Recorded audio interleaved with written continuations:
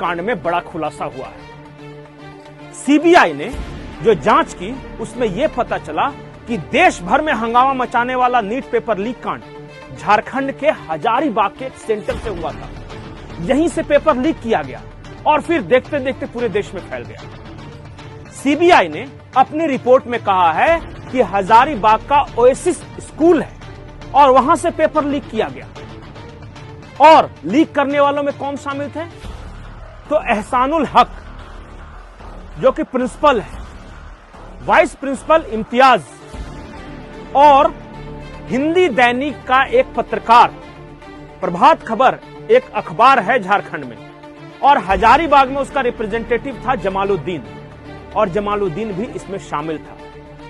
तो तीनों mastermind oasis school के प्रिंसिपल एहसानुल हक, इम्तियाज और पत्रकार जमालुद्दीन, इन तीनों ने मिलकर पेपर लीक करवाया नीट का।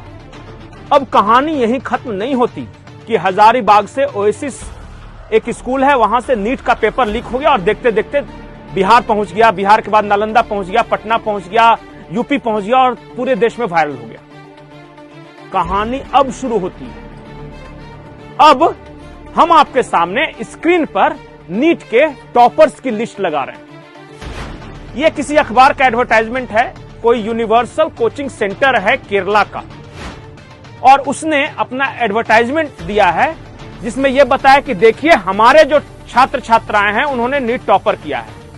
आप एक एक चेहरे देखिए, उनका पहनावा देखिए और अंदाज लगाइए साजिश का। अधिकतर नीट टॉपर मुसलमान।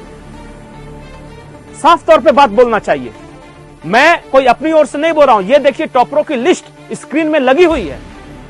क्या आपको उनके नाम, उनके पहनावे से नहीं पता चल रहा कि कौन टॉपर है? क्या इनमें से अधिकतर मुसलमान नहीं है? क्या यूनिवर्सल कोचिंग सेंटर ने इस एड को नहीं दिया अखबारों में कि हमारे नीट टॉपर ये हैं? क्या यह सच नहीं है कि नीट पेपर लीक का मास्टरमाइंड जो एहसानुल हक है वो खुद मुसलमान है, जो वाइस प्रेसिडेंट है वो खुद मुसलमान है इम्तियाज, जो पत्रकार जमालुद्दीन है वो खुद मुसलमान है? जो बात साफ है, इतनी सच है, उसे क्यों छुपाएं? सिर्फ इसलिए कि हम डिप्लोमेटिक हो जाएं? मैं शुरू से डे 1 से कह रहा था कि नीट पेपर लीक कांड सिर्फ पेपर लीक कांड नहीं है, इसके राजनीतिक और सामाजिक निहितार्थ भी हैं। अब एक और एंगल देखिए नीट पेपर लीक कांड। ये तो मैंने बताया, टॉपर की लिस्ट बता दी, कौन लोग हुए हैं टॉपर, कहां से लीक हुआ। अब पॉलिटिकल एंगल देखिए। तेजस्वी यादव का ओएसडी खुद इसमें शामिल, जो लालू का सबसे करीबी सिकंदर यादव वो इसमें शामिल, जो आरजेडी का जो कार्यकर्ता है मुख्य, जो लालू परिवार का देखरेख करता है, वो इसमें शामिल। हजारीबाग से एक मुस्लिम स्कूल के सेंटर से उसका प्रिंसिपल नीट का पेपर लीक करता है और वो पहुंच जाता है सीधे आरजेडी से जुड़े लोगों के पास, वहां से वो वायरल होता है। उसके बाद की कहानी और भी मजेदार है। वो वहां से ट्रेवल करता वो लीक पेपर पहुंच जाता उत्तर प्रदेश। उत्तर प्रदेश में एक पटेल नाम की लड़की है, आयशा पटेल या कुछ नाम है, मैं एग्जैक्ट उसका फर्स्ट नेम नहीं याद कर पा रहा हूं। वो ये सोशल मीडिया पे आरोप लगाती है कि उसका ओएमआर शीट फाड़ दिया किसी ने।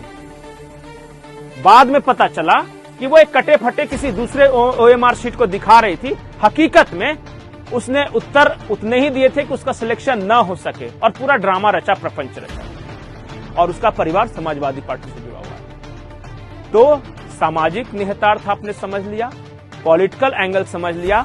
नीट पेपर लीक कांड क्या मोदी सरकार को बदनाम करने की साजिश थी? मैं इसे कुछ नहीं कहूंगा। अभी तो ये सीबीआई जांच हुई है, अभी बहुत सारी कहानियां और आनी बाकी है। नीट पेपर लीक कांड के बारे में जो भी खबरें हैं आप गौर करते रहिएगा उस पर। ये ओएसिस स्कूल हजारीबाग का कोई ऐसा नहीं कि अचानक यहां से हो गया, सोची समझी साजिश के तहत करवाया गया है। और वो सिकंदर यादव रांची में रहता था, वो लालू परिवार के आगे पीछे घूमता था, वो अचानक इंजीनियर बन गया, किसी को नहीं पता कैसे। इस राज का भी पता लगाइए, क्योंकि इंजीनियर साहब खुद पेपर लीक कांड के बड़े आरोपी हैं। वो जो बच्चा पकड़ाया था, जो गेस्ट हाउस में जिससे रटवाया गया, अनुराग यादव, ये उसके फूफा लगते हैं सिकंदर यादव साहब, और लालू परिवार के करीबी है, मैंने बता दिया। तो कहानी बहुत रोचक, बहुत दिलचस्प है और बहुत बड़ी साजिश है। ध्यान बनाए रखिएगा। और आप बताइए कि सीबीआई की जो फाइंडिंग्स अब तक है कि ओएसिस स्कूल से ही पेपर लीक हुआ, झारखंड के हजारीबाग के ओएसिस स्कूल से। एहसानुल हक प्रिंसिपल ने लीक करवाया, वाइस प्रिंसिपल इम्तियाज ने लीक कराया।